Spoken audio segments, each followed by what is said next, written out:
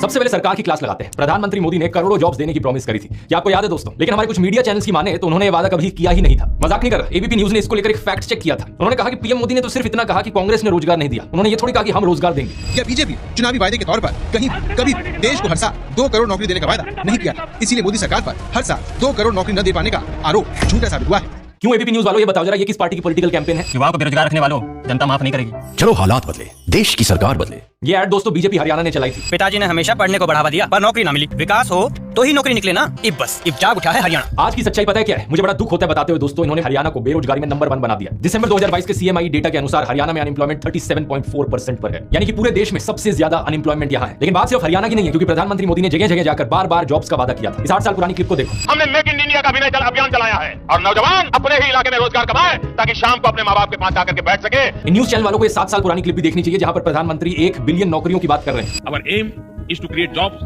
for more than 1 billion young heads. हमारे ये सारे टीवी न्यूज चैनल्स या तो बेरोजगारी की बात करेंगे ही नहीं, और अगर करेंगे तो पूरा खून पसीना बहा देंगे सरकार की इमेज बचाने में। जैसे कि इन सुधीर चौधरी को देख लो, इन्होंने करीब 1 साल पहले ये प्रोग्राम किया, सबको सरकारी नौकरी क्यों चाहिए। या आम जनता को डांटने लग गए, कहने लगे कि तुम्हें सरकारी नौकरी इसलिए चाहिए क्योंकि तुम्हें ऊपर की कमाई करनी है, यानी रिश्वत लेनी है। सरकारी नौकरियों की चाहत के पीछे एक बड़ी वजह रिश्वत भी है। सरकारी नौकरी में अगर पैसा कम भी हो तब भी कई कर्मचारी रिश्वत लेकर अच्छा खासा पैसा कमा लेते हैं। और 2019 में हुए एक सर्वे में हर 2 में से 1 भारतीय ने यह माना कि उन्होंने अपना काम करवाने के लिए किसी न किसी सरकारी कर्मचारी को रिश्वत दी थी। यानी सुधीर भाई के अनुसार प्रधानमंत्री मोदी का जो नारा था, न खाऊंगा न खाने दूंगा, ये जुमला है। और मेरा तो मंत्र है, न खाऊंगा न खाने दूंगा।